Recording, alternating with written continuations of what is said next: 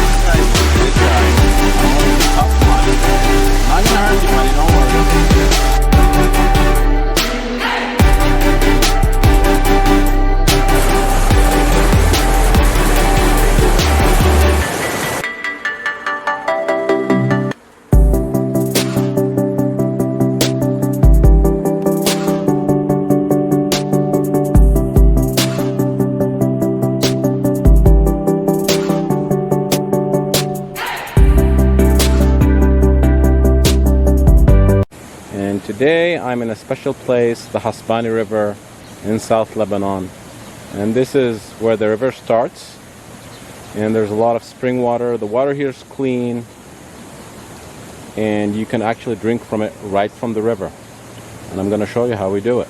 Here behind me, this is where also a part of the spring, it's up there, and from over here the municipality did some construction where people can fill water. And there's actually a water pump factory behind me where it pumps the water to the village. And we're very lucky to, like where I live here, we have an abundance of water. We don't have an issue with water. But as I said, we need to take care of it in order to live in this luxury. Because a lot of parts in Lebanon and in the world, they have the scarcity of water. And that also only emphasizes how important this source is and why we should take care of it. And as I said, the volunteers, the municipality are always monitoring the situation, but unfortunately there's a lot of bad guys who want to do harm because of profit and greed, and they don't care about anything else. It's always a balance between good and bad. Let's get some fresh mineralizing water now.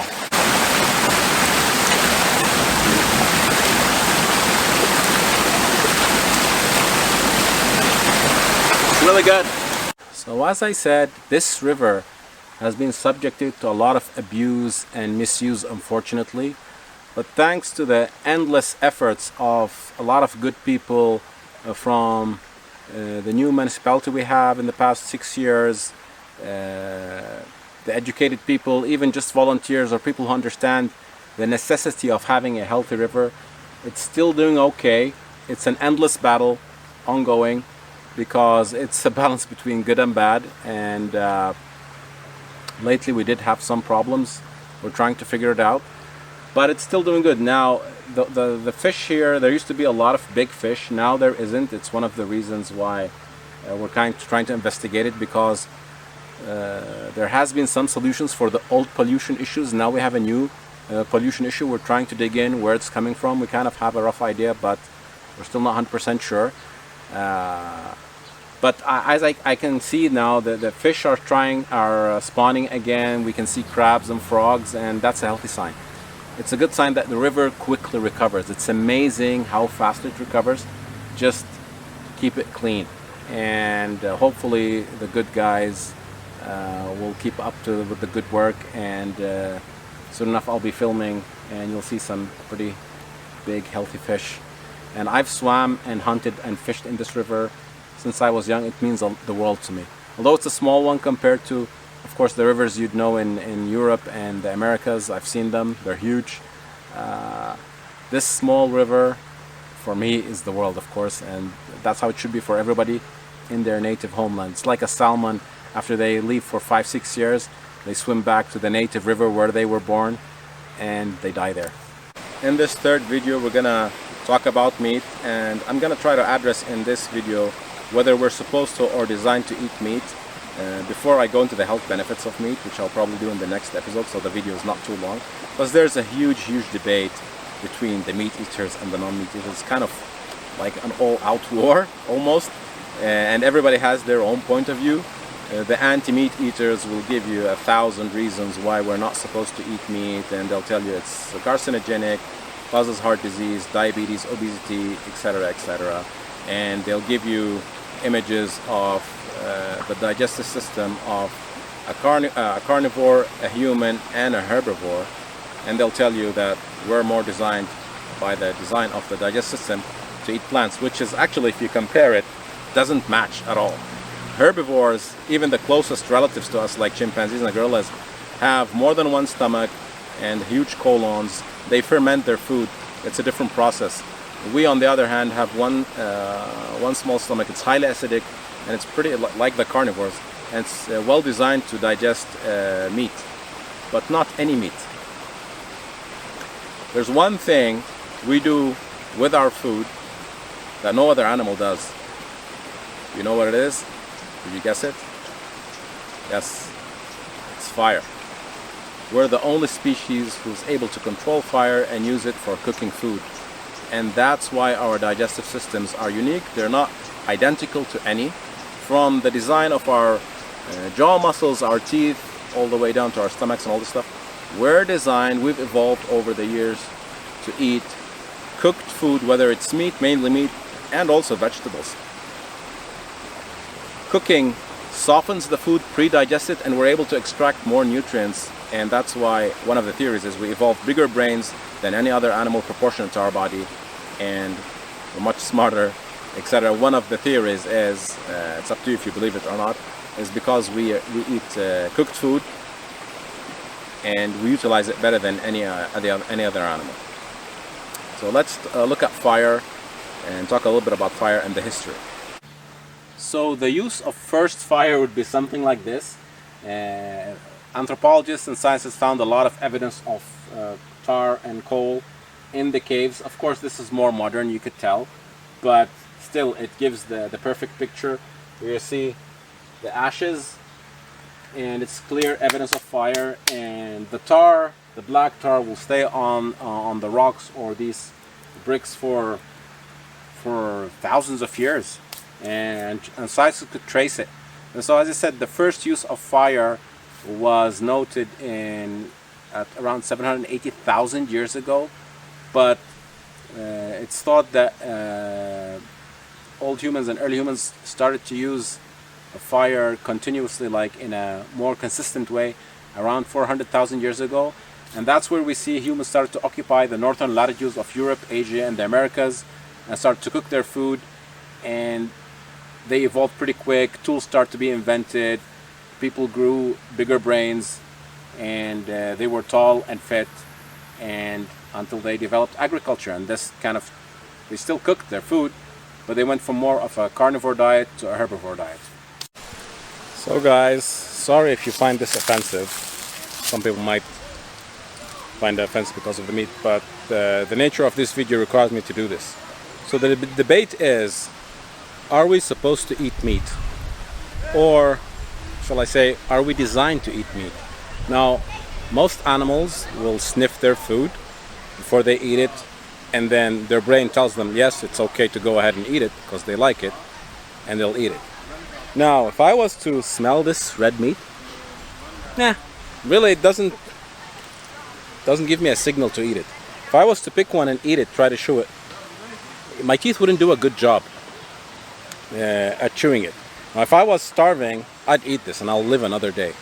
But from what I told you so far, it'll seem that we're not designed to eat meat.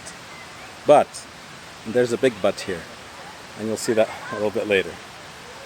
Put it on fire and see what's gonna happen. We've cooked the meat on the barbecue, and now everything changes. If I smell it, I like the smell. My brain tells me this is good, go ahead and eat it. If I take a piece, I'm not going to do it and eat it. Now it's soft, I can chew it and I can swallow it easily. My digestive system will do a good job in digesting it. We're very well designed to digest cooked meat, actually, more so than plants.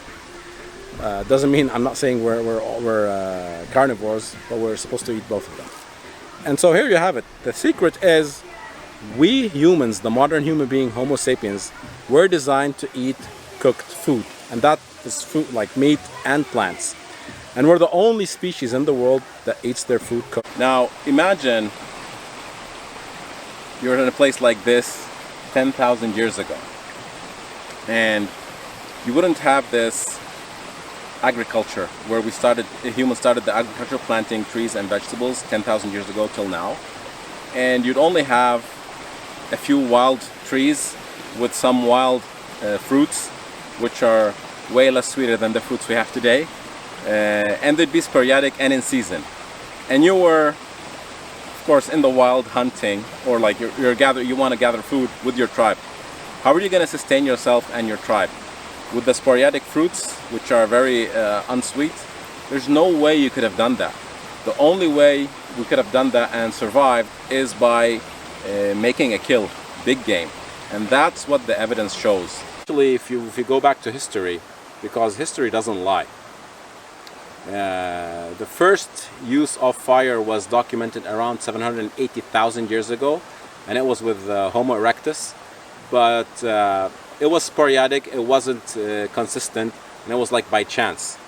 And before fire, early humans, like again, we're talking about the Homo species, the Homo erectus, we're not going to go too far, wouldn't eat meat in the direct manner we would today, because the flesh of wild animals is pretty tough, and our teeth would do a bad job at chewing it. But the evidence shows that early humans would crush the bone marrow, eat the bone marrows, the inner organs, and the fat. They were soft. They were able to eat them, and they would kind of either feed on dead carcasses or take them away from predators.